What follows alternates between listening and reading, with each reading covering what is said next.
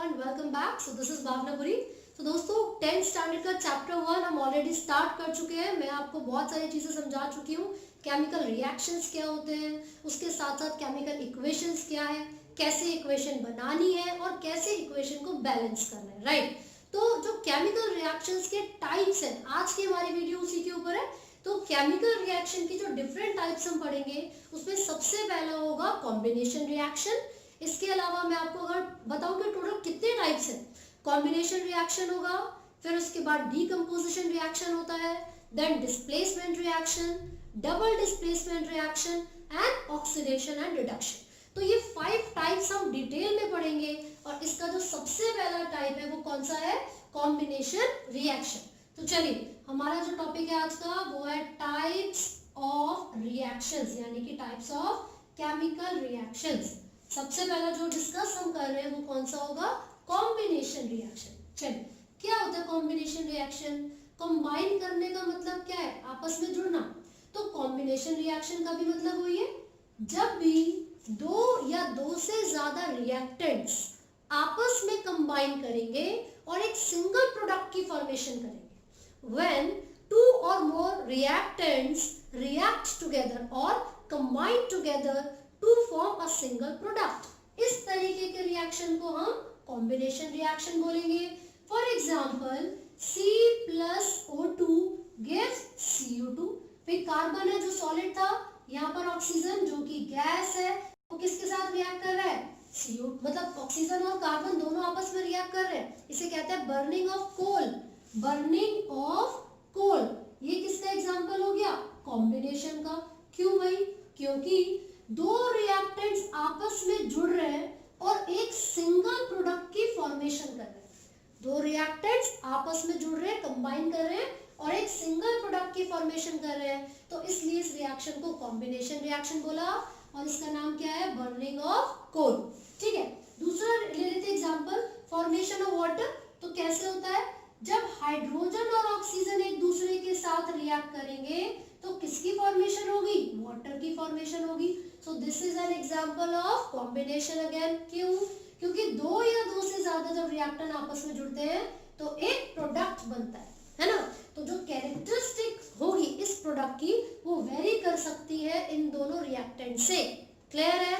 अगला एग्जांपल हम यहाँ पर ले रहे हैं जिसमें आप देखोगे CaO यानी कि कैल्शियम ऑक्साइड, जिसका दूसरा नाम होता है क्विकलाइम.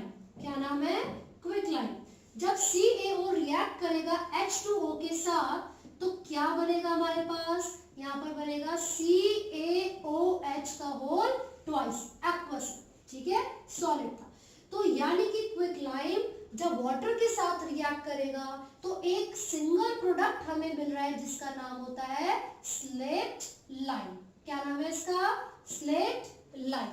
तो ये जो रिएक्शन हमने देखा, मैंने अभी भी बताया था आपको लास्ट वीडियो में कि जब भी क्विकलाइम वाटर के साथ रिएक्ट करेगा तो स्लेट लाइम बनेगा. This slate lime is used in white washing, है ना. तो देखो, क्वेश्चन आपसे अगर इस तरीके से पूछा जाए, name the compound which is used for white washing, तो आप कैल्शियम ऑक्साइड बताओगे. फिर पूछेंगे राइट द इक्वेशन. तो इक्वेशन में जैसे आपको बोला एक X कंपाउंड है जिसको व्हाइट वॉशिंग में यूज किया जाता है, तो वो X कंपाउंड हो गया कैल्शियम ऑक्साइड. दूसरा पार्ट देंगे, उस X को वाटर के साथ रिएक्ट करवा के इक्वेशन बनाओ. तो X यानी कि कैल्शियम ऑक्साइड को वाटर के साथ रिएक्ट करवाया तो इक्वेशन बन गई. क्या रिजल्ट आया, स्लेट लाइम यानी कि CaOH का होल ट्वाइस. क्लियर है. अब पता है क्या होता है, जब हम व्हाइट वॉशिंग कर लेते हैं वॉल्स के ऊपर, इसको अप्लाई कर देते हैं तो विद इन 2 और 3 डेज इट गेट्स ड्राई. ये थोड़ा सूख जाता है और फिर शाइनिंग आना स्टार्ट होती है. तो शाइनिंग क्यों आ रही है पता है, ये जो स्लेट लाइम है यानी कि जो कैल्शियम हाइड्रोक्साइड है, ये धीरे धीरे एटमॉस्फेरिक CO2 के साथ रिएक्ट करता है. दिस स्लेट लाइम यानी कि calcium hydroxide reacts with atmospheric CO2. As a result, CaCO3 is produced. अभी CaCO3 क्या है, दिस इज कैल्शियम कार्बोनेट. और यही कैल्शियम कार्बोनेट है जिस वजह से जो दीवारें हैं, जो वॉल्स है, वो शाइन करती हैं. और आपको पता होना चाहिए मार्बल का फॉर्मूला भी यही है. मार्बल्स को भी क्या बोलते हैं, कैल्शियम कार्बोनेट. क्लियर है. तो ये हम किसके बारे में बात कर रहे हैं? कॉम्बिनेशन रिएक्शन के बारे में। The reactions in which two or more reactants combine together to form a single product. This is called combination reaction. अब इसके साथ एक चीज जानना बहुत जरूरी है आपके लिए, वो ये है कि जो रिएक्शंस होते हैं ये दो तरीके में या दो कैटेगरीज में डिवाइड किए जा सकते हैं on the basis of involvement of heat. Heat या टेम्परेचर के इन्वॉल्वमेंट के आधार पर रिएक्शंस को हम दो कैटेगरीज में डिवाइड करते हैं, एंडोथर्मिक रिएक्शन और एक्सोथर्मिक रिएक्शन। एंडो का मतलब अंदर, याद करने का तरीका है। एंडोथर्मिक रिएक्शंस वो होते हैं जिसमें हीट या एनर्जी को एब्जॉर्ब किया जाता है। The reactions in which heat और energy is absorb, it is called endothermic reaction. लेकिन बिल्कुल इसका ऑपोजिट, जिसमें हीट या एनर्जी रिलीज होती है, ठीक है, जिसमें हीट या एनर्जी रिलीज होती है किसी भी कंपाउंड के ब्रेक होने पर या फिर रिएक्ट करने पर, तो उसको हम बोलेंगे एक्सोथर्मिक रिएक्शन। तो एक एग्जांपल मैं आपको यहाँ पर दे रही हूँ एक्सोथर्मिक रिएक्शन का, which is burning of methane. ठीक है, तो जब भी ऑक्सीजन की प्रेजेंस में ये मीथेन गैस बर्न करेगी तो हमें क्या मिलेगा? सबसे पहली चीज तो आपको याद रखनी है, बर्निंग ऑफ नेचुरल गैस करके क्वेश्चन आता है आपके एनसीईआरटी में, मैं आपको भी दिखाऊंगी क्योंकि ये क्वेश्चन काफी बार पूछा जाता है कि burning of natural gas. Natural gas का मतलब क्या है? मीथेन। तो आप देखोगे यहाँ पर आपकी एनसीईआरटी में ऑलरेडी गिवन है ये एग्जांपल, पेज नंबर 7 पर लिखा हुआ है बर्निंग ऑफ नेचुरल गैस यानी कि CH4 मीथेन जब भी O2 की प्रेजेंस में बर्न करेगी तो क्या मिलेगा हमें? हमें मिलेगा CO2 plus H2O, CO2 plus H2O। इसका मतलब ये हुआ कि जब भी कार्बन के कंपाउंड ऑक्सीजन की प्रेजेंस में हीट किए जाते हैं, बर्न किए जाते हैं, तो हमें रिजल्ट में क्या मिलता है? CO2 plus H2। तो methane gas hydro oxygen gas के साथ रिएक्ट कर रही है, आपको CO2 गैस मिलेगी। गैस मैं इसलिए बता रही हूँ, यहाँ पर लिखा हुआ नहीं है, आप मेंशन कर सकते हो, ठीक है भाई। और हमें क्या मिलेगा? वाटर। ठीक है, तो जब भी कार्बन का कोई कंपाउंड ऑक्सीजन की प्रेजेंस में हीट होता है या बर्न होता है तो हमें क्या मिलता है? हमेशा CO2 plus H2। क्लियर हो गया? साथ साथ कुछ एनर्जी भी प्रोड्यूस हो रही है, और मैंने अभी आपको बताया वो रिएक्शंस जिनमें एनर्जी या हीट प्रोड्यूस होती है उसको हम क्या कहते हैं? Exothermic reaction. तो हम यहाँ पर लिख रहे हैं exothermic reaction, the reactions in which heat और energy, the reactions in which heat और energy is produced, उनको क्या बोलेंगे? ऐसा रिएक्शन जिसमें हीट या एनर्जी प्रोड्यूस हो रही है उसको हम बोलते हैं एक्सोथर्मिक रिएक्शन। इसका एक बहुत ही अच्छा एग्जांपल जो आपकी बुक में गिवन है वो है रेस्पिरेशन। कौन सा एग्जांपल है? रेस्पिरेशन। ठीक है, तो देखो जरा फटाफट से रेस्पिरेशन में क्या होता है, इसको हम रब कर देते हैं। तो जो रेस्पिरेशन है उसमें हम देखेंगे ग्लूकोज का ब्रेकडाउन होता है। क्या होता है? ग्लूकोज का breakdown. What is the formula of glucose? C6H12O6। इसमें आप देखोगे कार्बन, हाइड्रोजन और ऑक्सीजन प्रेजेंट है, तो ये एक कार्बन का कंपाउंड हो गया जिसको हाइड्रोकार्बन भी कहा जाता है ना, लेकिन इसमें ऑक्सीजन भी जुड़ा हुआ है तो उसको हम हाइड्रोकार्बन ना बोल के सिर्फ कार्बन कंपाउंड बोलेंगे। तो जब ये कार्बन कंपाउंड यानी कि ग्लूकोज ऑक्सीजन की प्रेजेंस में बर्न होगा, जब भी ग्लूकोज का ब्रेकडाउन होता है ऑक्सीजन की प्रेजेंस में वो एनर्जी को रिलीज करेगा, and this process is exothermic. क्यों? देखिए CO2 निकला, H2O निकला, साथ ही साथ लार्ज अमाउंट ऑफ एनर्जी भी प्रोड्यूस हुई है। तो सिंपल सी बात है, रेस्पिरेशन में क्या होगा?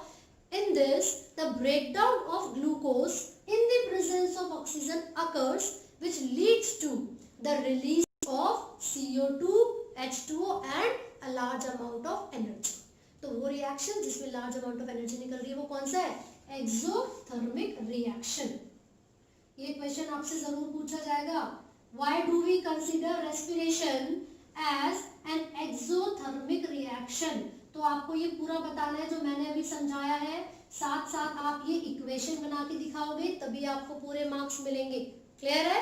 दूसरा क्वेश्चन आपसे पूछा जाता है कि जो मैग्नीशियम रिबन है इसको ऑक्सीजन की प्रेजेंस में जब हम बर्न करते हैं, है ना, तो उसको पहले रब क्यों किया जाता है सैंड पेपर से? तो आप बताओगे मैग्नीशियम रिबन को पहले सैंड पेपर से इसलिए रब किया जाता है ताकि उसके सरफेस पर जो थिक ऑक्साइड की लेयर है उसको रिमूव किया जा सके। उस लेयर को इसलिए रिमूव किया जाता है ताकि फिजिबली यानी कि बड़ी आसानी से वो मैग्नीशियम रिबन ऑक्सीजन की प्रेजेंस में बर्न हो सके। क्लियर है? तो ये मैग्नीशियम रिबन है जो कि O2 की प्रेजेंस में बर्न कर रहा है और एक सिंगल कंपाउंड आपको यहाँ पर नजर आ रहा है, इसीलिए ये भी एक एग्जांपल होता है कॉम्बिनेशन रिएक्शन का। करेक्ट। अब हम आगे बढ़ेंगे और कॉम्बिनेशन रिएक्शन के बाद दूसरा कौन सा है? Second is decomposition reaction. Decomposition reaction, देखिए ये जो इक्वेशन मैंने आपको बताई थी अभी, ये डीकंपोजिशन रिएक्शन की ही इक्वेशन है ना? ऐसा क्यों हो रहा है? डीकंपोजिशन का मतलब है किसी एक कंपाउंड का ब्रेक होना ताकि वो दो या दो से ज्यादा प्रोडक्ट्स की फॉर्मेशन कर सके। किसी एक कंपाउंड का ब्रेक होना जिसमें दो या दो से ज्यादा प्रोडक्ट्स की फॉर्मेशन होती है। सो this is an example of decomposition reaction. ठीक है, तो यहाँ पर हम सेकंड लिख रहे हैं विच इज डीकंपोजिशन रिएक्शन। उसकी इक्वेशन मैंने ऑलरेडी आपको समझा दी है एक्सोथर्मिक के केस में। तो नंबर 2 इज डीकंपोजिशन रिएक्शन। तो क्या होता है decomposition? Breakdown. This is the reaction in which a substance or a compound is broken down to produce two or more products। एक ऐसा रिएक्शन जिसमें कोई भी एक कंपाउंड ब्रेक डाउन होगा और उसके ब्रेक डाउन होने पर दो या दो से ज्यादा प्रोडक्ट्स की फॉर्मेशन होती है। तो इस तरीके के रिएक्शन को डीकंपोजिशन रिएक्शन कहा जाता है। ठीक है, इसके कुछ एग्जांपल्स हैं और इसको हमने 3 कैटेगरीज में डिवाइड किया हुआ है। एक होता है photolytic reaction. Photolytic reaction, photo का मतलब होता है लाइट, सनलाइट। ठीक है भाई, तो लाइट की प्रेजेंस में जो रिएक्शन होगा वो फोटोलाइटिक होगा। दूसरा थर्मल डीकंपोजिशन। दूसरा कौन सा होता है? Thermal decomposition. ठीक है, थर्मल का मतलब है हीट या टेम्परेचर, हीट या फिर टेम्परेचर। और तीसरा कौन सा होता है भाई? फोटोलाइटिक हो गया, थर्मल डीकंपोजिशन हो गया।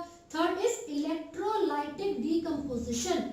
इलेक्ट्रोलाइटिक डीकंपोजिशन, भाई नाम से पता चल रहा है इलेक्ट्रोलाइटिक है तो इलेक्ट्रिसिटी को पास किया जाएगा, इलेक्ट्रिसिटी को पास किया जाएगा। तो बेसिकली पता है क्या होता है? आप जब देखोगे तो इसके अंदर ये होगा कि इनके एग्जांपल्स एक एक आपको बहुत अच्छे से पढ़ने है ना। तो इन एग्जांपल्स में अगर मैं फोटोलाइटिक की बात करती हूँ तो जो सिल्वर क्लोराइड है यानी कि AgCl या फिर जो सिल्वर ब्रोमाइड है, इनको जब सनलाइट की प्रेजेंस में ब्रेक डाउन किया जाता है तो सिल्वर और क्लोरीन गैस प्रोड्यूस होगी और जब AgBr को आप करोगे तो यहाँ पर भी silver and bromine gas produce होगी। तो इसका मतलब ये हुआ ये एक ऐसा रिएक्शन है जो कि सनलाइट की प्रेजेंस में हो रहा है और क्योंकि एक कंपाउंड ब्रेक कर रहा है दो या दो से ज्यादा प्रोडक्ट्स में तो इसको कहा जाता है डीकंपोजिशन। क्लियर हो गया? और मैं आपको बता दूं these are the substances which are used in black and white photography। black and white photography, ये आपसे क्वेश्चन पूछा जाता है ब्लैक एंड व्हाइट फोटोग्राफी में यूज होने वाले कंपाउंड के नाम बताइए। तो आप सिल्वर क्लोराइड या फिर सिल्वर ब्रोमाइड का एग्जांपल बता सकते हैं। ठीक है इतना। दूसरा एग्जांपल थर्मल डीकंपोजिशन। आप जब एनसीईआरटी में देखेंगे तो यहाँ पर आपको बहुत सारे एग्जांपल दिए हुए हैं, जैसे कि हीट के प्रेजेंस में आपको जो एग्जांपल दिया हुआ है वो है फेरस सल्फेट यानी कि FeSO4। जब इसको हीट के प्रेजेंस में आप बर्न करोगे तो आपको कौन कौन से कंपाउंड मिलेंगे? तो हम यहाँ पर लिख देते हैं थर्मल डीकंपोजिशन में FeSO4 जो कि सॉलिड है, उसको जब हम हीट करते हैं तो हमें क्या मिलेगा? Fe2O3 प्लस SO2, ये भी गैस होगी, ये सॉलिड होगा, प्लस SO3 गैस। ठीक है, तो हमें क्या मिला? देखिए जब हमने यहाँ पर लिख देती हूँ मैं फेरस सल्फेट, फेरस सल्फेट को हीट किया जब भी हम फेरस सल्फेट को हीट करेंगे तो हमें फेरिक ऑक्साइड मिलेगा, SO2 और SO3, ये गैसेस मिलेंगी। तो यहाँ पर भी सेम हो रहा है क्योंकि हीट की प्रेजेंस में है तो थर्मल होगा, और क्योंकि ब्रेक डाउन होकर दो या दो से ज्यादा प्रोडक्ट मिल रहे हैं तो डिकम्पोजिशन होगा।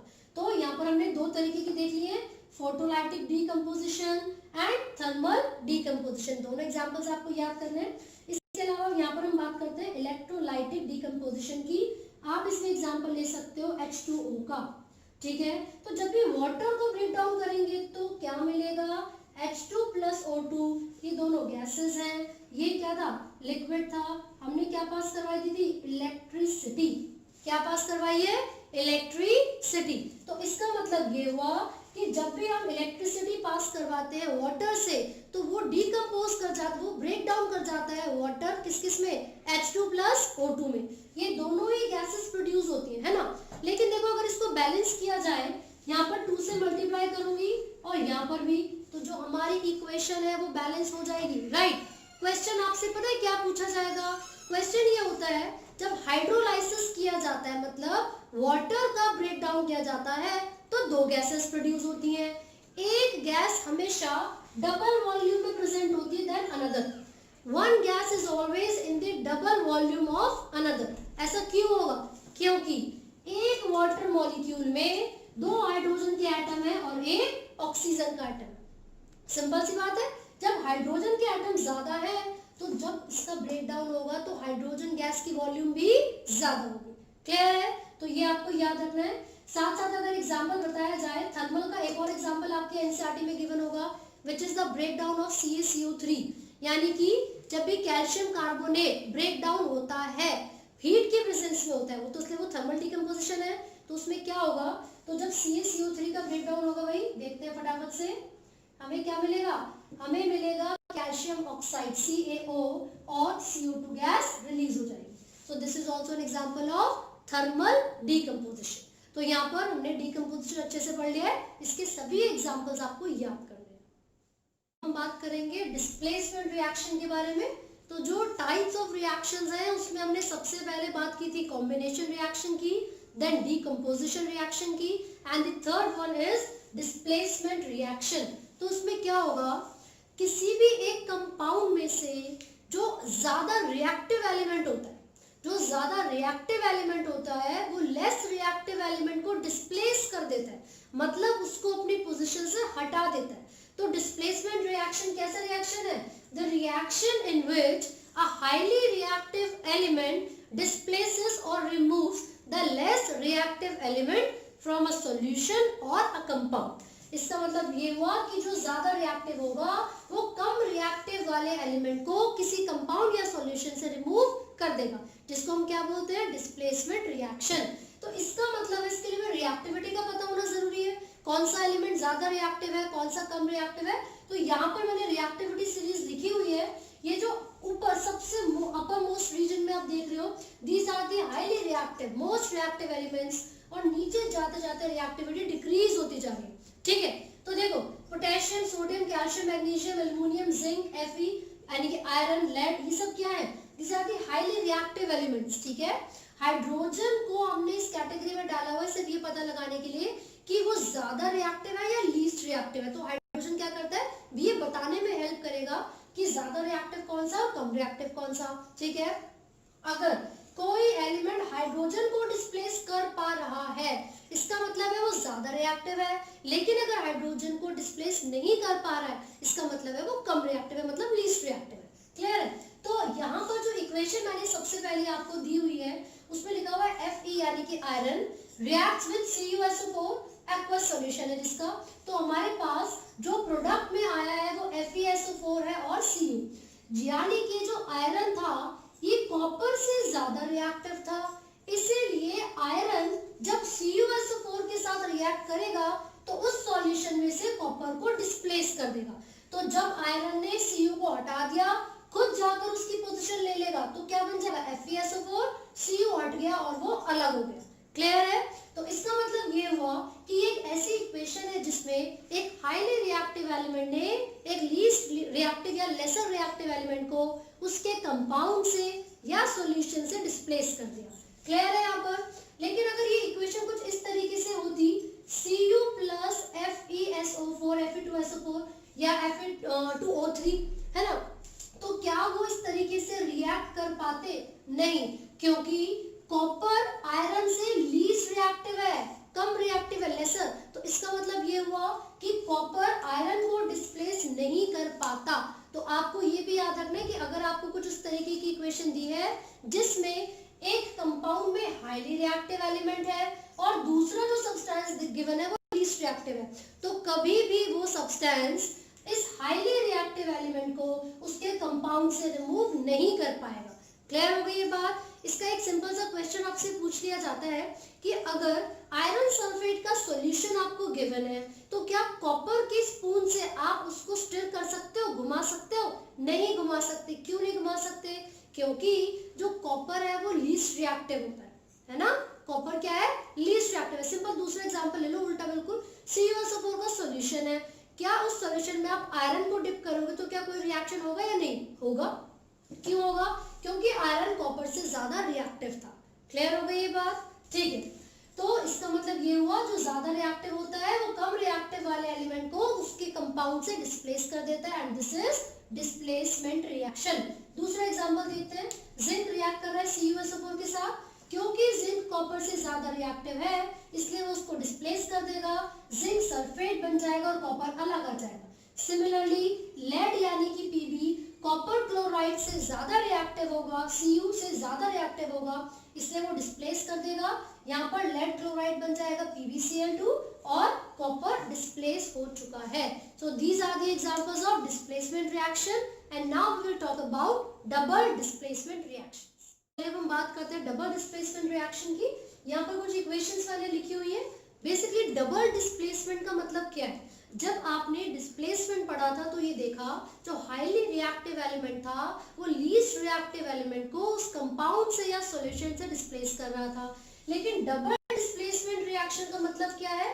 The reactions in which there is an exchange of ions between the reactants. वो रिएक्शन जिसमें जो रिएक्टेंट्स हैं, एरो के लेफ्ट साइड में जो कंपाउंड्स है, तो वो रिएक्शन जिसमें रिएक्टेंट्स में आयंस का एक्सचेंज होगा। The reactions in which there is an exchange of ions in the reactants. Clear है? देखिए यहाँ पर Na2SO4 है यानी कि sodium sulphate, this is barium chloride. जब ये दोनों आपस में रिएक्ट करेंगे तो एक प्रेसिपिटेट की फॉर्मेशन होती है जिसको हमने बोला था बेरियम सल्फेट, और यहाँ पर एक्वस सॉल्यूशन बन गया सोडियम क्लोराइड यानी कि NaCl का। ठीक है, तो ये कैसे फॉर्म हुआ? कौन सा रिएक्शन हुआ? Double displacement. कैसे पता चला? दिस सोडियम आयंस एंड यहाँ पर जो बेरियम है, तो ये जो Ba है ये क्या है? 2+ है। ठीक है, ये दोनों एक दूसरे के साथ अपनी पोजीशंस को एक्सचेंज कर रहे हैं। ठीक है, तो जब ये बेरियम यानी कि Ba2 पॉजिटिव SO4 2- के साथ रिएक्ट करेगा, मैंने पहले ही बताया था जब भी कंपाउंड की फॉर्मेशन होती है मेटल और एक नॉन मेटल रिएक्ट करेगा, मेटल पॉजिटिव चार्ज और ये नेगेटिव चार्ज कैरी करेंगे। ठीक है, तो ये बेरियम और सल्फेट आपस में रिएक्ट करके प्रेसिपिटेट बनाएंगे बेरियम सल्फेट। क्लियर है? तो बचा क्या? ये जो सोडियम और ये जो क्लोराइड हमारे पास बचा है NaCl, सोडियम क्लोराइड की फॉर्मेशन होगी। But here you can see sodium के 2 एटम्स है, क्लोरीन के भी 2 एटम्स है। तो in order to balance the equation हमें क्या करना पड़ा? इसके आगे 2 से मल्टीप्लाई करना पड़ा ताकि जो नंबर ऑफ एटम रिएक्टेंट में है उतने ही नंबर ऑफ एटम्स प्रोडक्ट में भी हो जाए। क्लियर है? साथ साथ यहाँ पर दूसरे इक्वेशन को देख लेते हैं। NaCl AgNO3 के साथ रिएक्ट कर रहा है यानी कि NaCl का मतलब है सोडियम क्लोराइड। सोडियम क्लोराइड ये किसके साथ रिएक्ट कर रहा है? ये रिएक्ट कर रहा है सिल्वर नाइट्रेट के साथ। तो जो कंपाउंड हमारे पास बन के आया है वो AgCl है यानी कि सिल्वर क्लोराइड, और यहाँ पर NaNO3 प्रोड्यूस हो गया। ये एक्सचेंज किस किस के बीच में हुआ था? सोडियम और सिल्वर के बीच में हुआ था। This silver reacts with the chlorine, तो ये Ag पॉजिटिव था, ये Cl नेगेटिव था। जब दोनों ने रिएक्ट किया बन गया AgCl, तो बचा क्या था? NaNO3। दोनों ने रिएक्ट किया और दूसरा हमारे पास सब्सटेंस आ गया। क्लियर है? सिमिलरली बेरियम और हाइड्रोजन, ये जो बेरियम बेरियम था, जब ये सल्फेट के साथ दोनों आपस में रिएक्ट करेंगे BaSO4 बेरियम सल्फेट बनेगा and HCl will be produced. आप देख सकते हो 2 हाइड्रोजन है 2 क्लोरीन, तो बैलेंस करने के लिए हमने क्या किया, प्रोडक्ट में HCl को 2 से मल्टीप्लाई कर दिया। तो हमारे पास तीनों इक्वेशंस आ गई डबल डिस्प्लेसमेंट की, तीनों को बैलेंस करना आ गया है। साथ ही साथ आप ये देखोगे कि ये जो क्वेश्चंस होते हैं वो किस फॉर्म में आपसे पूछे जाते हैं। देखिए स्टेटमेंट्स आपको एनसीईआरटी में गिवन है और क्वेश्चन क्या पूछेंगे, इन स्टेटमेंट्स को इक्वेशन में बदलिए। ठीक है, तो एनसीईआरटी की जो क्वेश्चंस है इससे रिलेटेड फटाफट से एक बार उसको डिस्कस कर लेते हैं, तभी आगे बढ़ेंगे। तो एनसीईआरटी खोलिए और आप देखेंगे आपकी जो टेक्स्ट बुक है उसके अंदर जो क्वेश्चन पूछा गया एक्सरसाइज का, क्वेश्चन नंबर 7 क्या कहता है, क्वेश्चन नंबर 7 लिखा हुआ है right the balanced chemical equations for the following reaction. मैं आपको एक करके दिखा रही हूँ। फर्स्ट दे रखी है कैल्शियम हाइड्रोक्साइड, तो कैल्शियम हाइड्रोक्साइड का सिंबल क्या है, CaOH का whole twice, this is calcium hydroxide, ये हम फर्स्ट इक्वेशन की बात कर रहे हैं। प्लस दूसरा आपको दे रखा है कार्बन डाइऑक्साइड यानी कि CO2, जब ये दोनों आपस में रिएक्ट करेंगे कैल्शियम कार्बोनेट बनेगा और वाटर बनेगा। तो देखो हमारे पास कैल्शियम कार्बोनेट बन गया एंड वाटर बन गया। क्या ये इक्वेशन बिल्कुल सही है, क्या हमने सिंबल सही तरीके से लिखे हैं और हमने फिजिकल स्टेट लिखा है या नहीं लिखा।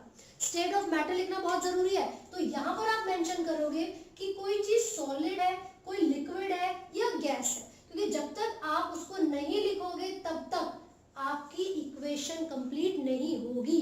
तो ये दोनों आपस में रिएक्ट कर रहे हैं और रिजल्ट में हमें क्या मिल गया है, कैल्शियम कार्बोनेट साथ ही साथ वाटर यानी कि H2। ठीक है, तो यहाँ पर भी इसको आप एक्वस से लिखिए तो ज्यादा बेटर है। सेकंड इक्वेशन देखिए फटाफट से पढ़िए, लिखा हुआ है zinc reacts with silver nitrate to produce zinc nitrate and silver. तो जिंक ने सिल्वर नाइट्रेट के साथ रिएक्ट किया और हमें मिल गया जिंक नाइट्रेट प्लस सिल्वर अलग हो गया, है ना। अब अगर मैं आपसे पूछ लूं कि भाई जरा मुझे टाइप ऑफ रिएक्शन भी साथ साथ बताते चलो, तो क्या पता चलेगा किस तरीके का रिएक्शन है, Zn प्लस AgNO3। Zn ज्यादा रिएक्टिव था Ag से, इसलिए Zn ने Ag को रिमूव कर दिया, अलग हो गया Ag। ठीक है, तो Zn ने NO3 के साथ रिएक्ट किया, तो जब ये रिएक्शन करेंगे तो आपको पता होना चाहिए कि जिंक की वैलेंसी 2 है, NO3 की वैलेंसी 1 है। जब क्रॉस मल्टीप्लाई होगा तो बनेगा ZnNO3 का whole twice. So this is the equation for second point. तो जिंक क्या था, सॉलिड था, AgNO3 क्या था, ये क्या था। तो आपको सारी चीजें लिखनी है। ठीक है, जब तक आप ये नहीं लिखोगे आपकी इक्वेशन कंप्लीट नहीं होगी, राइट। तो इस तरीके से आपको सारी इक्वेशन करनी है। क्वेश्चन नंबर 8 भी बिल्कुल इस तरीके से है। इवन आपको फिजिकल स्टेट उन्होंने लिख के दिया हुआ है, वो सॉलिड है, लिक्विड है या किस तरीके का है। तो इस इक्वेशन को बनाने के लिए आपको एलिमेंट्स के नाम और उनके सिंबल का पता होना बहुत जरूरी है। ठीक है, तो बचा हुआ पार्ट है इस चैप्टर का, वो हम नेक्स्ट वीडियो में कवर करेंगे। तब तक आपको ये यहाँ तक जितना भी मैंने आपको करवाया है वो सारी चीजें बहुत अच्छे से पढ़नी है। ठीक है, उसके बाद एनसीईआरटी से पढ़े और उनके क्वेश्चंस अटेम्प्ट करें। All the best and do not forget to like, share and subscribe. Thank you.